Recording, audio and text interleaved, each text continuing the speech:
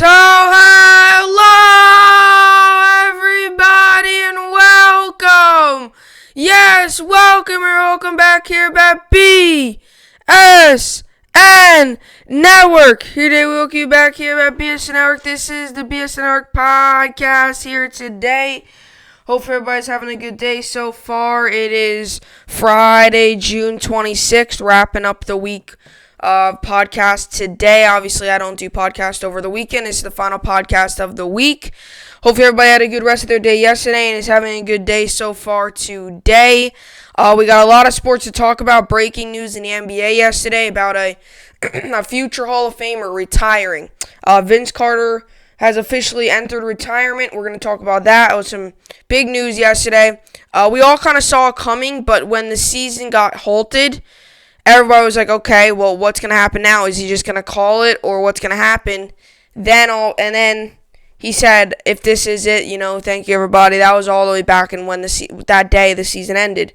And then that was actually his final game. His final shot was a 3-point shot. And then, obviously, Vince Carter announced it yesterday saying he's officially done playing basketball. So we'll talk about that. We got the MLB 60 games. So I know I talked about these yesterday, but I want to talk about some of the numbers. Like, there's 8 things, and I found this yesterday. There's 8 things that through 60 games last year that things would happen. The Nationals, for example, would not have won the World Series if they wouldn't even made the playoffs. It was through 60 games this year, which is my whole thing. Why it gets very interesting. It gets very interesting when you're doing these 60 games. And then you have Yoenis Cespedes and the Mets. Yoenis Cespedes says he might return for this whole new MLB plan, but I'm so confused. Like, is the guy even healthy? Like, you haven't heard anything from him. I'll talk about that in a little bit. Big waste of money the Mets had on Yoenis Cespedes, in my opinion. He's not that good. He's been injured. I guess he's not that good because he hasn't really shown himself. So we'll talk about that later on in the show. But let's get into it. Some basketball news. So yesterday, this happens a lot. Yesterday, Vince Carter, I don't know if it was at the end of my show or if it was right after I ended my show, there was some news that came out. And this happens a lot because I do my shows in the morning, so I kind of expect it. I do my shows in the morning pretty much right when I wake up. I get all my notes ready, get all the stuff ready. I, go get to the studio, do the show. I usually, sometimes, since I do my shows in the morning, I sometimes ask to miss out on news that day. It's not like I'm doing my shows during the day. It's not like I'm doing my shows later on in the day. Because what happened yesterday was right when I ended the show, I got the update on my phone that Vince Carter was retired. I'm not going to go do a show just on that. I was going to wait till tomorrow. That's the thing that also sometimes does things is, I don't do my shows on the weekends. Sometimes there's breaking news that comes out on the weekends. I have to wait till the Monday, that Monday to talk about it. But that's with almost every broadcaster. People do weekend shows, which I'm going to start up a weekend show around the Diamond in just a couple of weeks. Probably that week baseball starts. I'll probably do a show on Sunday, or maybe I'll do a reporting in spring training. I would like everybody to comment down below if you would like to see that. I might honestly should just start it now, honestly, because there is so much baseball news. But anyway, so Vince Carter, I heard it, everything like that, and I wasn't shocked. I was expecting it. He had a very successful career, and you cannot take that away from the guy. The guy is a future Hall of Famer. He had a very successful career. Like I just said, future Hall of Famer, Air Canada, dunk contest winner. He was a dunker. He was insane. That's why it's quite ironic. He ended his career with a 3-point shot. And I was thinking about this yesterday. When he was, dunking in the beginning of his career, when he was with the Raptors and everything like that, everybody was like, oh, dunking. He was dunking everywhere. He's one of the best dunkers, if not the best dunker all time in the NBA. He was. If you watch his highlights, the guy was very fun to watch. And late in his career, me being a Nets fan, I saw him play, I think, about 4 times this year. Yeah, 4 times this year, I think. Right? I saw him maybe only 3 times. I think I saw him, well, obviously on TV.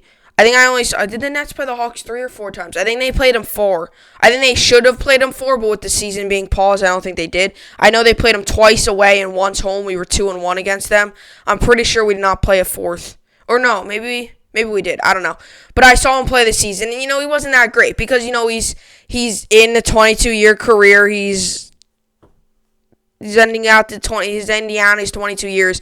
But it's quite ironic because in the beginning of his career, and everybody talked about this about Vince Carter, is that in the beginning of his career, he was always a big dunker. And people said as he got to the tail end of his career, or not tail end, as the couple years later when, he's like, or maybe middle of his career, he was like, you know what, I don't have the jump anymore. I really can't get up that high anymore and really get up there anymore to go dunk the ball like I used to.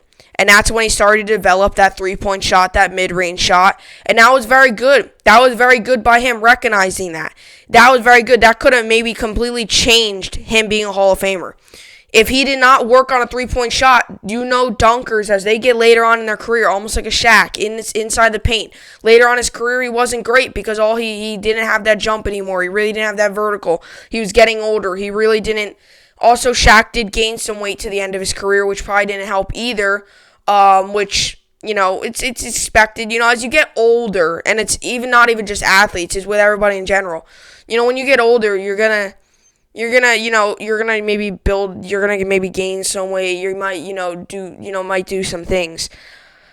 And that's the same thing with Vince Carter, and that's why he started to develop that three-point shot. And back to my whole point, that's ironic that he hit three-point shots because he was a big dunk guy. He was dunk. He was not known for a three-pointer. Sure enough, final shot of his career was a three-point shot. The final game of his career, he nailed a three-point shot with 13 or 14.1 remaining. I think it was 13.1 remaining in the game. And he obviously finished out his career with a three-point shot. And I just want to say to Vince, I know he's not watching this video, but, congratulations on a great career. He's a future Hall of Famer. He's going to be able to, hopefully down the road, they have say that he might be doing a broadcast, as he has his own podcast as well. Say he might be a broadcaster down the road. But it's going to be exciting because I really think he's going to do some great things around the world, around the country and things like that. Especially, I think he'll probably go back to Toronto and things like that, really where it all started. Obviously, he got drafted by the Golden State Warriors in the fifth pick of the first round. He got drafted by them. They obviously gave him to Toronto, blah, blah, blah. And him on Toronto was the greatest. And me being a Nets fan, Vince has had an impact on the Nets. He's one of my favorite Nets. And I ain't just saying that just because I always love to watch Nets highlights of Jason Kidd and Vince Carter together. I always love watching them too. Obviously, they were very dominant back in the early 2000s with Kidd and all of them over there. And I just want to say, Vince Carter, what he did with the Nets was very good. Although he never brought us a championship, he got us very close. He was able to really do some great things with us. And to be honest, the Nets and the Toronto Raptors are maybe the big name teams that he's been on. He was on the Magic there for a little bit. He was obviously on the Hawks. But I think, in the beginning of prime of his career, he was on the Nets, the New Jersey Nets at the time, not Brooklyn, the New Jersey Nets at the time. And then obviously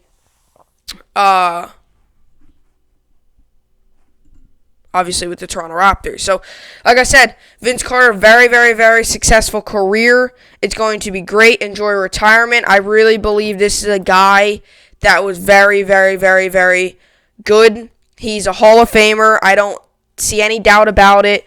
The guy has played in 22 years in the NBA, 8 teams, 8-time All-Star, All-NBA second team, All-NBA third team, Rookie of the Year, Rookie first team, and the Slam Dunk Contest Championship.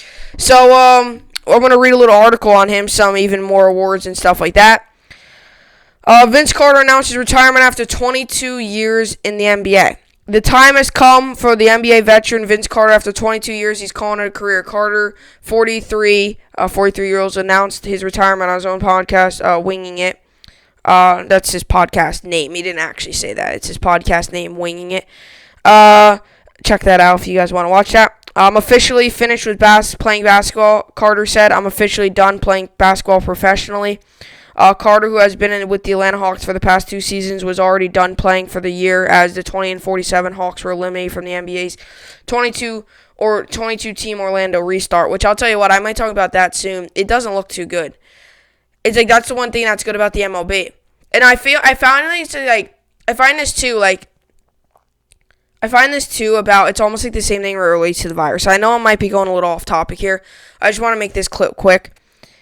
NBA's 22-team Orlando restart, some players are sitting out. I know KD yesterday said that he wouldn't even play it. He wouldn't be playing in it even if he was healthy. Obviously he can't. He's got the torn Achilles. Which also brings up that whole fact, like he said that maybe he could return, maybe he's not now. I know there's some players that aren't. Some players saying that, I want to heal and stuff. There's some players that plain old saying, I'm not going to show up.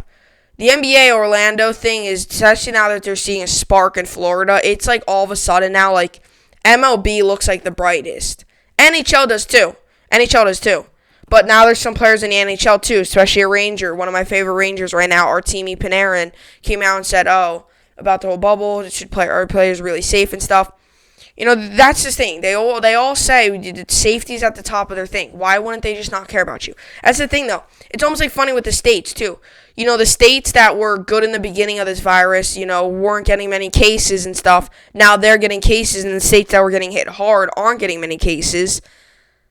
Now you look at the states that are really getting hit hard, or the states look at the states that really aren't getting, that took their precautions in the beginning. Now it's getting interesting. But same thing here. MLB was the MLB a couple weeks ago was like everybody was like just laughing at the MLB like it was embarrassing. Now all of a sudden, out of all the sports, MLB out of the NBA and the MLB looks like they're in a better position. No players are complaining. No players are saying, I'm not going to show up. Now the MLB all of a sudden is like, okay, boom, we got a season. NBA, on the other hand, do we really have a season? Right? Now the majority say, yes, we're going to play. But there are some. But now, and it's crazy. It's always how it is. Now the team that was, now the league that was really struggling, not being able to get a deal done, now finally gets a deal done. And now they actually look like the sport that's going to return first, the sport that's everybody's going to show up at. So, it's funny. Over 22 seasons, Carter has spent time with 8 teams and is number 19 on the NBA's all-time scoring list. Drafted by the Golden State Warriors in 1998. With the 5th overall pick, he was traded almost immediately to the Toronto Raptors. That's where he spent his first 6.5 years of his career, and they were a very good 6.5 years.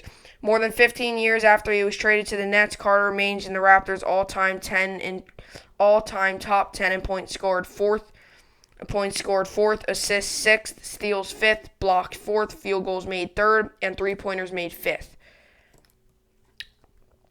22 seasons is a very, very long career in basketball and of any professional sport. It's hard to quantify, but this is a trivia nugget that this team pretty good job. Vince Carter, this is from a Twitter thing. Vince Carter has played at least one game against 37% of the players who ever appeared in the NBA game. So he squared off against 1,668 of the 4,489 all-time NBA players. So I'm a little confused. So Vince Carter has played at least one game against 37%. Wow. I think I get that. I don't know. I think I do. Carter's final NBA game was a 136-131 overtime loss to the New York Knicks on March 11th, but the last shot of his NBA career was a success. With 13.4 seconds. I thought it was 13.1 for some reason. With 13.4 seconds left in overtime, Carter sunk a three-pointer on winging it. He said the final triumph and made his decision to retire a little easier. Making my last shot helped the situation. I think if I didn't make my last shot, I'd be a little different. I've felt a little different. I'd have been itching to at least get back and just play 1 minute and just make one shot. I don't care what it would be. Free throw, layup, I don't care, Carter said. As a player playing your last game, whether you know it or not, you always want to say, well, at least I made the last shot of my career, and I actually say that, so I'm happy. The Hawks paid tribute to Carter. A video highlights some of the greatest moments so everyone can remember Vinsanity at his very best. Not going to play the video. I watched it earlier. 22 seasons in the making. Happy retirement, Vince Carter. And it showed a video of Vince Carter hitting the three, all of his highlights and stuff. And that wraps that up. And I'll tell you what, man. Vince Carter was a very successful player. He really was. And he had a very successful career going there for a long time. He really did. And I think a lot of people, a lot of people I feel like, might think about him, his final few years of his career weren't the greatest things ever. But, it's the fact it was the beginning of his career. And now a lot of people are like, oh, well, everything, with LeBron and stuff, LeBron might be exactly, near his age and he's still putting up these big numbers. But it's a little different in my opinion because Vince Carter was just such a fascinating player. And you watch his highlights, it was just unreal what he did. And I really believe that he's a Hall of Famer. He is. And I know maybe some people don't always, but,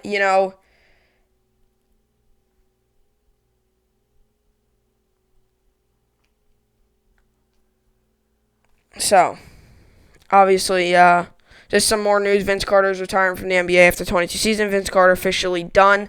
After 22 years, Vince Carter announces he's retiring and looks back at his career. Vince Carter announces his retirement from NBA after 22 seasons. Vince Carter officially retired from the NBA. This is just a bunch of stuff. Now, there was something else. So, it was kind of funny because he tweeted something. Well, not really funny, I wouldn't say. He tweeted something out after that final game. After that final Hawks game. And this was at the time where the coronavirus, was just kind of starting, when all the leagues, started to put the season on pause. Obviously, the MLB canceling spring training, NFL moving to all virtual stuff, NHL, NBA obviously having to pause their seasons. This was at that time. He tweeted something out that day when the NBA season got paused. And he was like, if this is in fact it, I want to thank everybody, blah, blah, blah, blah. And then obviously, that's at the time, and this is when I said about the whole NBA thing. Nobody expected this virus to turn into it. The NBA, many people were like, the NBA should be back within another, 2 weeks from now. Because that was about the time where those two players that got it, Rudy Gobert,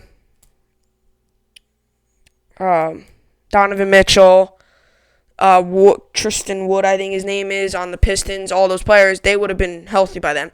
And people were saying, a month from now, we'll be back in basketball. It would almost be like an all-star break. People were like, it's like an all-star break. It's not the end of the world. For baseball, now an all-star break for the NBA is like that too. And they were like, it should be like an all-star break. It's going to be like a 2-week break. And that's why Vince Carter said, if this is it, thank you, everybody, and all that. And now the restart comes, and out of all those teams, of course, his team doesn't make it. The Hawks are one of the worst teams in the league, although they're also one of the youngest teams. And I'll tell you what, Vince Carter, man, he was a very, very, very good. He was a very, very good with the young players on that team. Whether it's the Trae Youngs, the Cam Reddishes, all those players, he was very good with them. And he was a mentor to them. It's almost like a backup quarterback. It's almost like a Joe Flacco to Sam Darnold, or a backup quarterback to a young starting quarterback. They're a mentor to them, right? Or Sam Darnold's first career was Josh McCown. He was a mentor to Sam Darnold, right? And that's the things that happen. Yes, they're there to, back you up and everything, and that's the whole thing. They're a mentor to you. They're supposed to be there to help you, teach you, do things like that because they've been in the league for a long time. And Vince Carter, man, he still was putting up good plays. He still had a couple highlights. Now, everybody's like, his final season was horrible. Well, you try to go out there at the age of 43 and go play basketball. Try to go out there now and go play basketball for an NBA team. Making the NBA is hard enough. Playing there for however long he played there, it's pretty crazy. But once again, like I said earlier, congratulations to Vince Carter. Comment down below if you want to congratulate or whatever. You can comment down below. Tell me what your favorite part of his career was and all that. And, yeah. So that's what I got for Vince Carter. Next up, we got the MLB in 60 games. And I'll tell you what, there is some interesting stats about the MLB and their whole 60 game thing. Very interesting stats.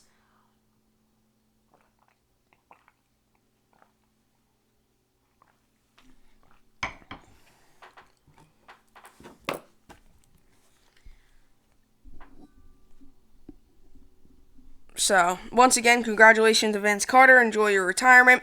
Now let me just get the stats up here for the MLB.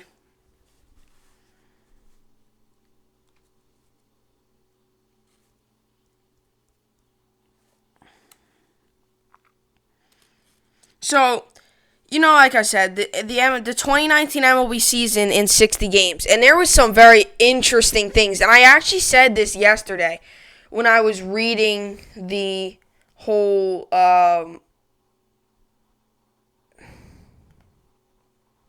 there's something wrong with my page. Okay, here we go. So like I said yesterday, there was very interesting things that came out of this whole 60-game season, and I was actually thinking about this yesterday. So obviously, you have, 60-game season. I feel like maybe the ratings, if down the road they would to only make it a shorter season, I feel like the ratings might blow up a little bit.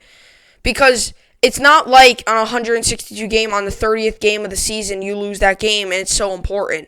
Now, if you start off this season 2-10, that could be your season. That's already 12 games into the season. That could be it for you in the 60 game. 60 games, every game counts. 162 games, if you're like 50-20 and that 71st game you lose, it's not really going to make that big of an impact. It's really not. Like, I'm sorry, opening day game, if you lose your first 3 games of the MLB season, that doesn't mean you're out of it because you still got 159 to go. Now, you lose, let's just say you start off 3-13, or let's just say you start off 5-15. Now, all of a sudden, your season could be in jeopardy. You start off 5-15 in the regular NBA season. That's 20 games in the season. You still got 142 more to go. Don't you worry. You just got 142 more games to go, and you are perfectly fine right now. Even though you start off 5-15, you can easily make that comeback. Now, 5-15, now you only have 40 more to go, and now you're like, okay, well, 40 more to go, at least 10 games from now. It takes us about 10 games to get back up to 500. Now, all of a sudden, we're like, 30 games to go, and we're only 15-15. Are we even going to be able to hit the 20-win mark? Now it gets interesting. Doesn't it? And that's what the whole thing is with this. It's going to be very interesting. These 60 games, you look at last season's 60 games, the World Series champions, the Washington Nationals, would not have won the World Series if it was never would not have won the World Series if it was a 60-game season. So if this virus hit last year and they played a 60-game season, the Nationals would not have been crowned the champions. Or if, let's just say, for some reason MLB was just in 60 games and they had to stop the season last year. Very interesting outcomes. Due to the extraordinary circumstances that don't really require any further elaboration, the 2020 Major League Baseball season will be only 60 games long. You can rest assured the weird things that are going to happen. One way we know things is because we dove into what last season would have looked like if we had ended it with only 60 games. There were 8 things in particular that caught our eye. 3 pertain to specific teams, while other 5 have to do with specific players. What all 8 have in common is that they at least treat storylines that did not ultimately plan out after 162 games. Let's take it away. So here we go. One quick thing here. Like I said, I'm gonna read through the records, and there's actually one thing. So the best NL records last year is the Dodgers at 41-19, Brewers at 34-26, Cubs at 34-26, Braves 33-27, Phillies 33-27. AL was Astros 40-20, Twins 40-20, Yankees 38-22, Rays 37-23, and the Rangers 32-28. So the Rangers, and this is one thing that pops up in here, Rangers would have been a playoff team, and I said that yesterday too on the podcast. The Rangers would have been a playoff team. Sure enough, they finished at the bottom of the division. That's why I said every game counts now. Like the 15th game of a regular NBA season or MLB season, really, does it really count that much? Like a regular old night game on some random June 22nd, does it really count now? Really? Like, come on. Now, yes, you want to win every game. That's your whole goal. But if you lose that game a week from now, is people going to be looking back and be like, oh, darn it, if we would have won that game. Now, end of the season, right? That's why playoff baseball, you get sellout crowds. That's why you playoff baseball, you get sellout crowds. You get the ratings because every game matters. Every pitch matters. In a regular game, on a random 20th game of the season, you lose that game, your season's not done. Now, you start off maybe 10-20, you're done. In a regular season, you're not. You still got 132 games to go. You could easily make a comeback. Now, that's not the case. That's why I think actually 60 games, the ratings might be up because the games matter, I feel like, a little bit more. Like a little more. I feel like the games matter even more now. So anyway, here we go. Starting off the 8 things that would have happened last season in a 162-game season. Or a 60-game season. The eventual World Series champs would have missed the playoffs. Yes, that was heard. And I said that yesterday too. The best NL records were the Dodgers, Brewers, Cubs, Braves, Phillies. You know who didn't make the playoffs? The Phillies, the Cubs. They didn't make the playoffs. The Nationals weren't even on that list. That's the thing. The Nationals were horrible last year for the beginning of the year. Like, they were horrible. Everybody was like, oh, bring Bryce Harper back. They got on a run. They ended up winning the World Series. Last year ended in a triumphant for the Washington Nationals that they overcame challenge after challenge in October en route to their first ever World Series championship. But if the season had ended after only 60 games, they would have even made the playoffs. The Nats were just 27-33 at that point, leaving them well out of first place in the National League East. That the thinking at the time was they might even give up a sell ahead of the July 31st trade deadline that even the ace right-hander Max Scherzer could be available. This, however, when the Nationals were already in the early stage of the turnaround since they had hit bottom at with a 19-31 record. On May 23rd, he eventually snowballed into a 74-38 run that netted the NL's top wildcard spot. The rest, as they say, is, well, history. The rest, that's what they said. The rest, as they say, is, well, So the rest is history right there. And that's what I'm saying, man. The Nationals, it's just fascinating. They started off that season so bad. So bad. The Mets look better than them. The Mets look better than them. The Marlins could probably beat them. And sure enough, they got the wild card spot. And I said this yesterday, too, about the Brewers. All it took was one error by that right fielder. Rest is history, right? And they won the World Series, beat the Astros, which is amazing. And, now the Nationals were champions. And, that's the thing now. Like, what happens if the Nationals get off to a slow start this year? Could the Nationals have the same thing this year, get off to a slow start, right? It could be interesting. And I said this yesterday. I think the Nationals are the third best team in the MLB right now. Even though they lost Anthony Rendon, I think Anthony Rendon's a big loss for them. I think especially on the defensive side of the ball, he's a very good third baseman, one of the better ones in the league. I really think maybe only behind Nolan Arenado because that guy just almost I'd never even seen that guy make an error. But the rest is history, right? And the Nationals, nobody. If you were to tell me the Nationals when they start off 19-31 would the World Series, I would think you were crazy. I would put probably $500 on the table that they wouldn't. That's almost like saying, the Marlins or the Orioles are going to come back from this, or going to come back from this record and go win the World Series. Now, the Orioles are worse, but still, the Nationals getting to the wild card spot. And getting to the wild card spot and beating good teams like the Cardinals, beating the heavy favorite, the Dodgers, beating the Astros, beating the Brewers at the time where everybody thought the Brewers could go all the way. And then Yelich got injured and people were like, okay, this is a different story. Right? Everything had to land just correctly for the Nationals to win that World Series, and it did. And the Nationals, I'll tell you what, the Nationals had to go uphill the whole way. It was a bumpy road that whole playoff. The only smooth part was holding up that trophy. They had to come from behind in all these games. They had to come from behind against the Dodgers. They had to come from behind against the Brewers. They had a field day in the Cardinals. They had to go Game 7 away, although home field advantage was absolutely nothing in the World Series. Was absolutely nothing. The away team won every single game. So Game 7 away, they had to still play in a loud Houston Astros stadium against the cheaters and still win. It's just fascinating to me what they did. And, it's crazy.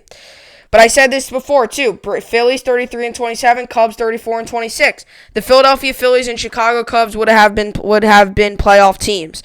Last year, Nationals had to settle for a wild card spot, of course, because Atlanta Braves captured their second straight NL East title on a strength of 97 wins. But after 60 games, the Philadelphia Phillies were matching the Braves at 33-27 through 330 million newcomer Bryce Harper was off to a modest start. Andrew McCutchen and Rhys Hoskins were picking up the slack. Meanwhile, the NL Central and the Chicago Cubs co-led the division with the Milwaukee Brewers at 34-26. I have this here. Brewers and Cubs were both 34-26. That had much to do with the red hot foursome of Chris Bryant, Anthony Rizzo, Javier Baez, and Wilson Contreras. I'll tell you what, that is actually true. Chris Bryant, Anthony Rizzo, Javier Baez, he's one of my favorite MLB players. I really like Javier Baez, and Wilson Contreras. Them together are almost like the MJ3, almost like Pip and Rodman. They're not that good, but they are very good. They can be dangerous. You look at that roster and the lineup, whew. That's why I'm so surprised. They remind me a lot of a Cowboys because they have the talent. They have very good receivers there, but now all of a sudden, let it go, right? Oh, and by the way, Monday, I just thought of this for the Cowboys. I'm doing my strength of the schedules or strength of lineups, I think, on Monday as well. Had the season ended at the point, tiebreakers would have been needed to determine the champions of the NL East and the NL Central. But since no other club in the National League was better than 31-29 at the time, the Braves, Phillies, Cubs, and Brewers would have all been playoff clubs anyway. In the actual end, only the Braves and Brewers made it. The Phillies went 48-54 the rest of the way, while the Cubs finished with a 50-52 mark. Both clubs fell short of October. And I'll tell you what, Cubs, Braves, Cubs and Phillies, you look at the roster, Phillies, Rhys Hoskins, Andrew McCutchen, at that season, Aaron Nola, Jake Arrieta, all those players, they were very good. Now they got Didi, Zach Wheeler, Aaron Nola, Rhys Hoskins, Bryce Harper. Now they even have Girardi as their head coach. That could be a very good team. I think the Nationals will actually do very good, especially last year that they did good through 60 games. This year, they probably could do the exact same. So the Texas Rangers would have been a playoff team, and I said this before. Yes, they would have. 32-28. They were only 4 games above 500, but hey, a playoff team's a playoff team. And they ended last year at a horrible record. The American League, the playoff picture after 60 games looked a lot like it did at the end of the season. 60 games looked a lot like it did at the end of the season. It did. Astros, Twins, Yankees, Rays all made the playoffs. Rangers got substituted out, but for overall. New York Yankees 38-22, the Minnesota Twins 40-20, the Houston Astros 40-20, topped the AL East, AL Central, and the AL West, respectively. For their part, the Tampa Bay Rays led the wild card race at 37-23. Yet there have been an upset in the race. AL second wild card at 32-28 through 60 games, the Texas Rangers would have nabbed the honors over the defending champion Boston Red Sox, who just started at a 31-29 record. Trouble was these Rangers were coming off a 95-loss season and not very well equipped to maintain their strong start. They ultimately didn't, going just 46-56 the rest of the way. That opened up the window for the Oakland Athletics, who blew past the Rangers and the Red Sox, finishing with a 67-35 record in their final 102 games. Like I said, the Red Sox, that's going to be interesting to watch this year. The Red Sox, man, they did not have a good year this year, although they weren't horrible through 60 games. Could they possibly sneak in this year? I'm telling you, man, you might see a non-playoff team make the playoffs. You might see a Texas Rangers make the playoffs. It's really whoever is good through 60 games. Like last year, Phillies, they were all good through 60 games. If they're good through 60 games again, sure. For example, are the Nationals just not a first-half team? Does that mean they're not going to make it this year? It's going to be so interesting. It's going to be fun to watch. That's why I think every game matters now. Every game matters. This something really shocked me. Joey Gallo might have been the AL MVP. It's fascinating on the Rangers. It's crazy. If everyone's wondering how the Rangers were so good early in 2019, Joey Gallo had much to do with it. Gallo entered the last season with a reputation as dangerous yet beatable slugger. With the 81 home runs he hit across 2017 and 2018 came just a 208 average. But at the Rangers' 60-game mark, Gallo was hitting a robust 276 with an OPS of 1.0474 OPS and 17 home runs. According to the Fangraphs, he also accumulated 2.9 wins above replacement. If the season had ended right then and there, the combination of Gallo's superb production and the Rangers' surprising record might have made him the top choice for the AL MVP. Actually, Gallo was already beginning to deal with a pattern of injuries that eventually limited him to 70 games. Unsurprisingly, Mike Trout had won his third MVP. I'm not surprised at all. And that's, once again, here's another thing with the Twins. Now, they did make the playoffs, but a Twins pitcher, Jake Odorizzi, would have been the AL's ERA champion. Was that the case at the end of the season? No. But it's still crazy to me that these players could have done. Now, Jake Odorizzi is a good pitcher, don't get me wrong. I remember him when he was with the Rays and everything like that, playing against the Yankees, and he still plays against the Yankees now. He's a good player. But ERA leader with some of the top players in the league, really? I don't know, man. I don't know. It could have got very interesting there. But Jake Odorizzi would have been the AL's ERA champion. The Twins were able to ride their hot start in 2019 to a final tally of 101 wins, largely because they hit home runs better than any other team in history. Still, all those long balls would have been for naught, and 19 Twins also couldn't also pitch. Early on, nobody was doing that better than Jake Odorizzi. In the wake of a pedestrian 4.49 ERA in 2018, Odorizzi found himself working on a 1.96 ERA through the first 12 starts of 2019. At the Twins' 60-game mark on June 5th, that was the lowest figure among AL starters. Yet, even at the time, there were reasons apparently to skeptical that Odorizzi could keep his ERA so low. He ultimately didn't, finishing the year with a 4.56 ERA over his final 18 starts.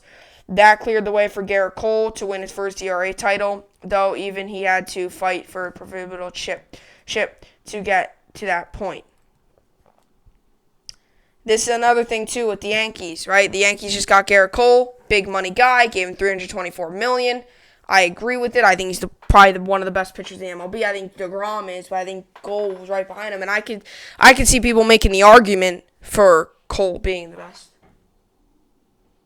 We had 36. Hold up, let me see something. 37. We're only at 37. Wow, we're cruising through this show. We're cruising. We have a lot of we're talking about all these topics, and we're talking fast here.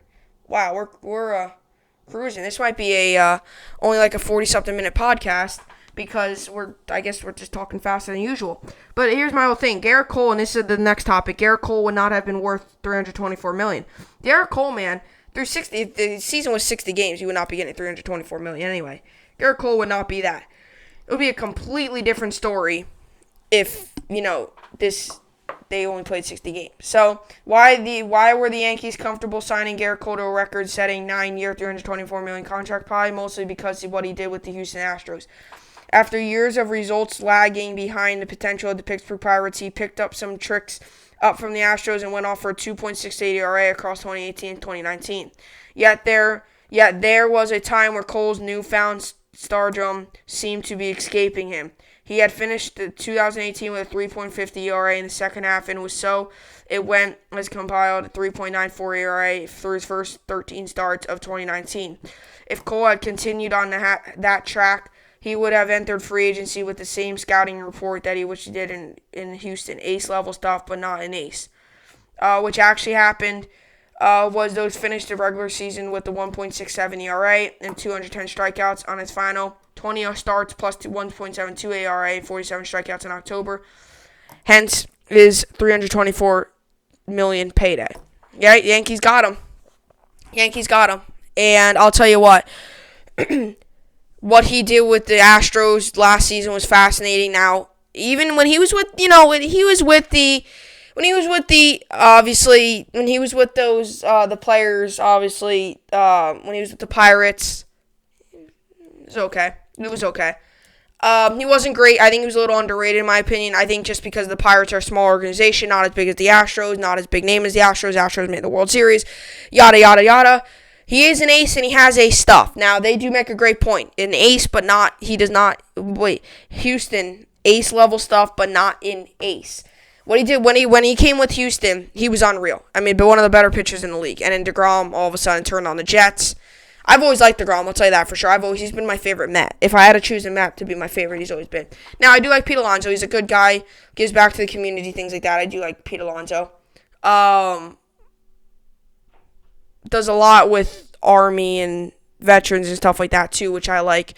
You always have to support them and stuff. And, I've always liked DeGrom. But the thing here with, and this makes a point. He makes a point. 60 games. He would not have gotten all that money if it was never for the late game season and the playoffs. And I'm sure that's a big reason what they saw him do in the playoffs. And the Yankees needed a playoff pitcher, right? That's what the Yankees needed, was a good playoff pitcher. So the Brewers, obviously, like I said earlier, were 34-26. And Christian Yelich would have been MLB's home run king. In the latter half of the 2018, Christian Yelich shot his way to MVP honors by going off for a 1.219 OPS and 25 home runs. Acts don't get much harder to follow than that. Yet Yelich was not as hot out of the gate in 2019. After the Brewers' 60-game mark on June 27, he was hitting .320, .432, .722 with 22 home runs. I later figured him to put two up on Cody Bellinger and Pete Alonso, who both had 20 home runs through the first 60 games. For the major league lead, to his credit, Yelich would have never really cooled down, but once his season ended on September 27 when he broke his kneecap with his Paris match, Alonso paced to 53 home runs. Still, this is an association who appreciates just how Yelich has between the end of 2018 and to start 2019. He had 47 home runs in only 119 games, which is a 64 homer pace over a full season. So I'll tell you what, he would have been the home run champion, and it could have got interesting too. And I'm telling you what, Nationals might not have also won a World Series if he never busted his kneecap, because they really missed him in that game. They didn't have the power in the lineup. They really missed him in that game. And they were still winning like 3-0 at one point. Double that. They could have been winning 6 with Christian Yelich. It could have been very interesting. Nationals, man, they had everything against them. Like everything kind of lined it up. Like Christian Yelich, like things like that. Like all of a sudden, Nationals find themselves as a top team in the league. All right.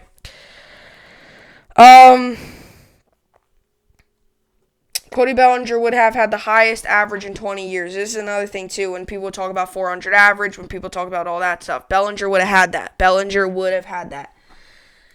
I remember talking about this with somebody last year when Bellinger had that high average, when he had his very high average. I remember talking to somebody about it. He was very good. Like, he had a very good average through the first couple of games. So, given how short the 2020 season is going to be, one of the many questions being asked is whether somebody will become the first hitter since Ted Williams in 1941 to hit over 400.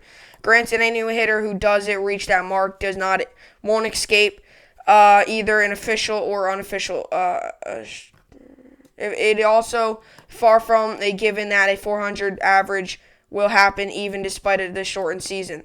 Still, some kind of extraordinary batting average could be offing, and if he starts as hot as he did last year, Bellinger might provide it. The eventual NL MVP was actually hitting 404 as late as May 21st last year. He cooled after that, but was still hitting a league best 376 through Los Angeles Dodgers' 60th game on June 2nd.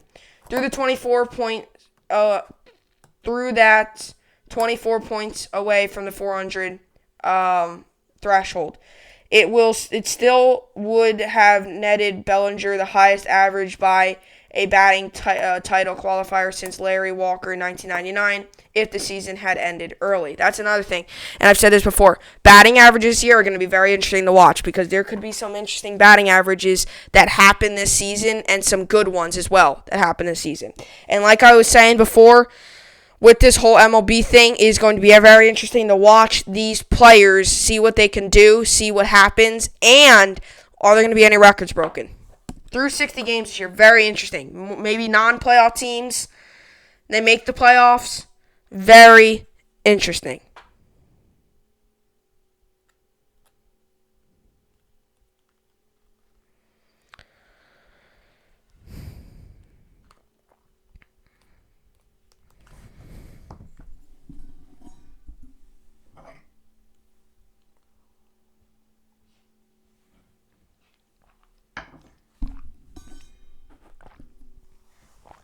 So,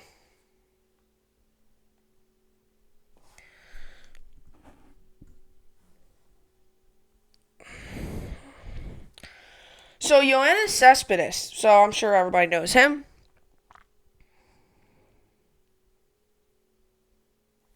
So, I don't know how I feel about this, right? I don't know. Because, Yoenis Cespedes says he's seriously ready, seriously on track to play opening day for the MLB. For the Mets. Serious, Yoenis Cespedes should be ready for Mets opening day. Now, this is very, very interesting. Like, it is just crazy to think. Like, now all of a sudden he's ready. You haven't heard Yoenis Cespedes' name in the past 2 months. You haven't heard his name almost in the past year. When it comes to the Mets, you hear DeGrom, you hear Alonso, you hear McNeil, you hear, their head coach, you hear all things about them selling the team in the Wilpons. You hear all that. You hear the A-Rod news with them buying the team. You hear so much about that. You have not heard a squeak about Yoenis Cespedes. To be honest, some people might have even forgot Yoenis Cespedes is still in the MLB. But serious, Yoenis Cespedes should be ready for Mets opening day. Now, when the Mets got Yoenis Cespedes, another guy they overpaid for. They gave him all the money, has not gave them what they expected. Now, part of the reason is because he's barely played games. He's been injured. Another thing they overpaid for, Cano, had a horrible year last year. Did turn it up a little bit late, but nothing special. Not the Cano we're used to seeing. Gave him all the money. Did not have a good year last year. Same thing with Cespedes. Gave him all the money. I don't even think he's played a full season yet. Or even played near a full season. He's been injured almost every time. He gets injured, misses a lot of games, comes back, gets injured again. Misses the rest of the season. Misses pretty much a whole season. Now all of a sudden he's back. Like, it's just so confusing. They're giving a guy the money for him to pretty much just sit. So the true test won't come until he returns to camp, but with less than a week until pitchers and catchers report to Citi Field, the Mets are bullish on Yoenis Cespedes' chances of cracking the opening day lineup. I think there's a strong chance he's going to be ready once the 60-game season starts. A source said Wednesday, and having his bat in the lineup, that is special. Now, don't get me wrong. Yoenis Cespedes is good. He's a good player. It's just his injuries, and I think that's kind of made him maybe not as good now. But don't get me wrong, he's a very good player, a very, very, very good player, and he is very good when the Mets got him. He was good he was good for there a little bit, then he got injured, and then everything just kind of snowballed from there. Now all of a sudden maybe he's back. What happens now? The 2-year anniversary of Cespedes' last appearance with the Mets is July 20th. 3 of the 4 days later, depending on MLB's yet-to-be-released schedule, the Mets opened this season. When spring training was suspended in March, the 34-year-old outfielder was taking live batting practice and shagging flies. Shagging, not real flies, fly balls. I never even heard about that. I didn't know about that. I feel like nobody's releasing anything on Yoenis Cespedes. Now all this breaking news comes out. Yoenis Cespedes is ready. Cespedes is ready. Please, Cespedes is ready. Cespedes underwent separate surgeries to remove heel classifications in 2019. While still rehabbing from those surgeries in May 2019, he sustained a right ankle fracture during an encounter with a wild boar on his ranch. I heard about that. Not even a baseball-related injury. It almost reminds me of the Jabba Chamberlain injury. Broke his collarbone bouncing on a trampoline with his kids. A couple years ago when he was at the Yankees, Jabba Chamberlain was bouncing on the trampoline with his kids. Broke his collarbone. So very interesting if Yoenis Cespedes comes back. That's what I got for the podcast today. Hopefully you all enjoyed it. I'll be back here on Monday. You know that I take weekends off. So I'll be back here on Monday. Enjoy your weekend. I'll see you all here on Monday. Hope you enjoyed it, and thanks for watching.